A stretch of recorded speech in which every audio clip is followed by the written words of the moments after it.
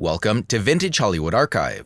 No human being ever moved like Cyd Charisse when she danced, with Gene Kelly in Singing in the Rain, or Fred Astaire in Silk Stockings, or by herself in Party Girl. She brought an effortless grace to every move.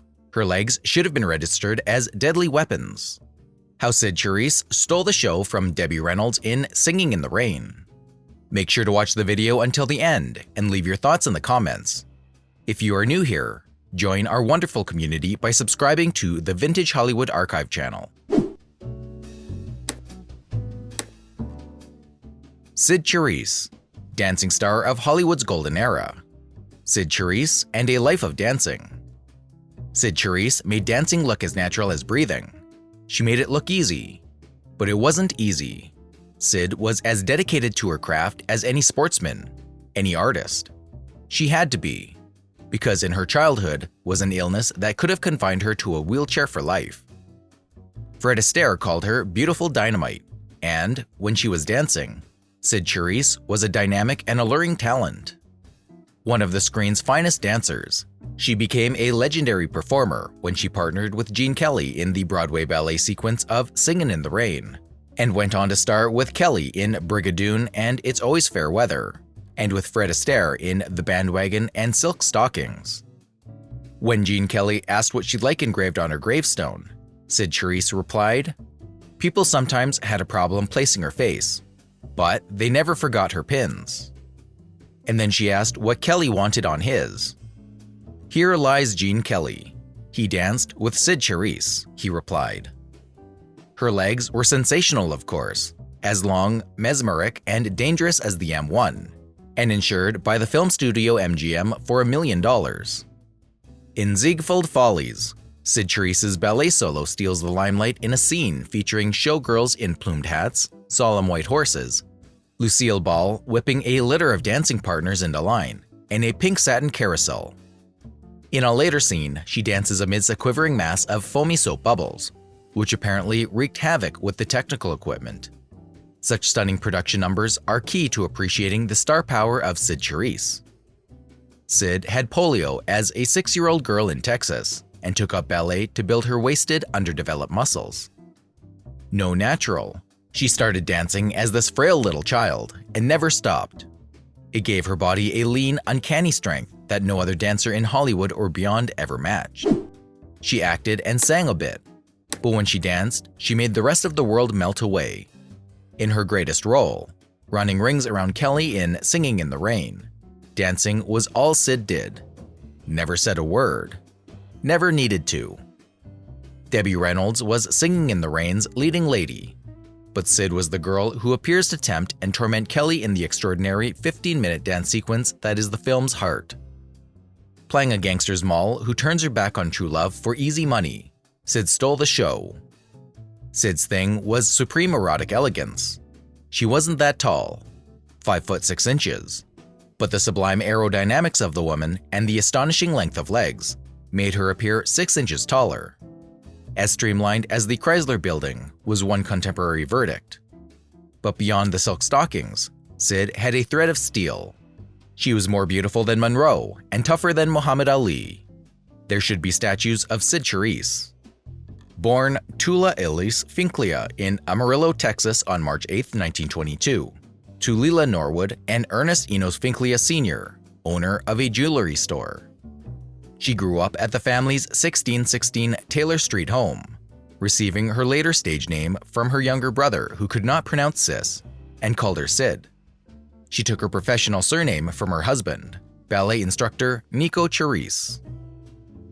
Charisse had suffered polio as a child, but overcame her frailty with the help of dance lessons from a very young age. Her father took an interest in Cyd's developing ballet talent, and when she was 14, on the advice of her dance instructor, he sent her to a professional school in California. Soon after, she was touring with the Ballet Russe de Monte Carlo company under faux Russian names, including Filia Sidorova. Upon hearing of her father's failing health, she returned to Texas to be with him until his death. She then joined back up with the company in Los Angeles and began training with Nico Charisse, a French ballet instructor she had met when she was 12.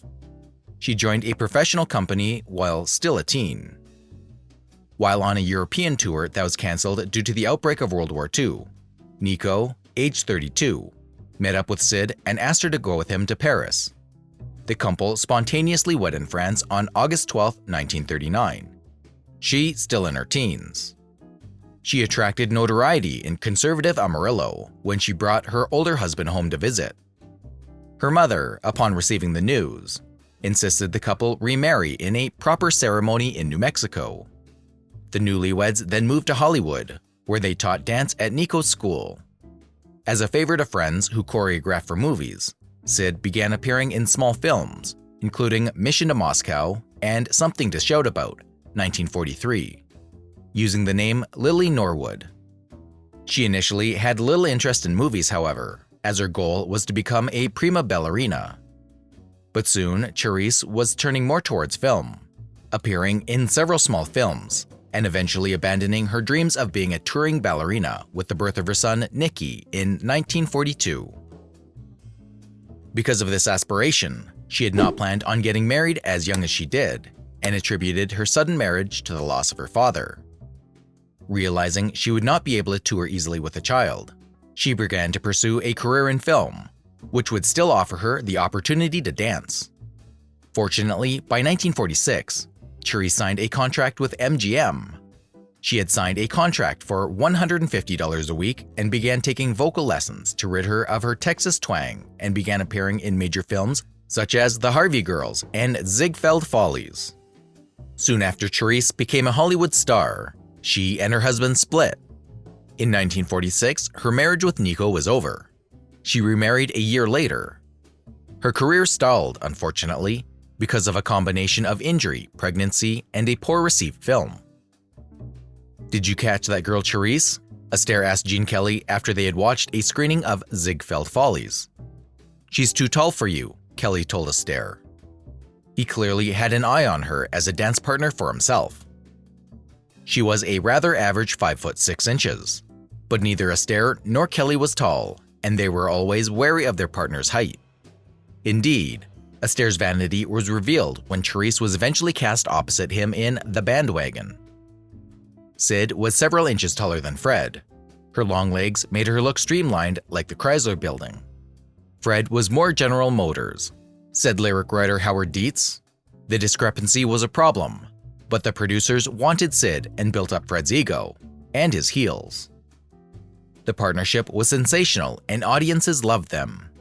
Cyd Charisse is a terrific dancer and a wonderful partner, Astaire would later admit. "She had precision plus, beautiful dynamite I called it. When you danced with her, you stayed danced with her." In 1952, her luck turned around when she won a role as Gene Kelly's dance partner in the famous Broadway melody Ballet from Singin' in the Rain. When Kelly made the musical Singin' in the Rain, he knew he needed a dance partner for the film's big Broadway melody ballet number. His co-star, Debbie Reynolds, was not a trained dancer and simply not up to the demands she knew the routine, which ran for nearly 15 minutes, would make on her. And so, while Kelly still feared that Charisse was too tall for him, he decided to take a chance on her. Cunningly, he worked out a routine that meant whenever they danced closely, they would always bend towards each other. This way, Charisse wouldn't be seen standing upright next to Kelly and expose his diminutive frame. Unlike Ginger Rogers, who smiled and smiled through every dance routine, Charisse maintained a sensual seriousness which changed the look of modern dance forever.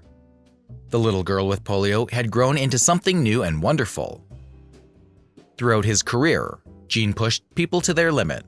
Whether he did this out of a need to exert power or to test a person's character is debatable, and Kelly's co-stars suffered more than bruised egos trying to keep up with his demands. Cyd Charisse claimed that her husband always knew when she had been dancing with Gene Kelly if she came home with bruises, and with Fred Astaire if she came home unmarked. Eventually, Charisse's performance was so impressive that an entire production number with Debbie Reynolds was cut to maximize Charisse's impact. And while the studio bosses were not convinced she had the acting talent to carry off the dramatic lead, which was based off the Garbo role in Ninotchka, Astaire eventually got his way. It wasn't easy following the footsteps of Garbo, especially for a gal best known as a dancer. But she did it beautifully. Even that Russian accent never wavered.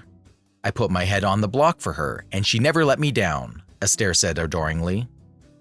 To further exploit her sexuality, Charisse was made up to look like silent screen star Pola Negri crossed with Louise Brooks, the insolent, bobbed beauty of the 20s.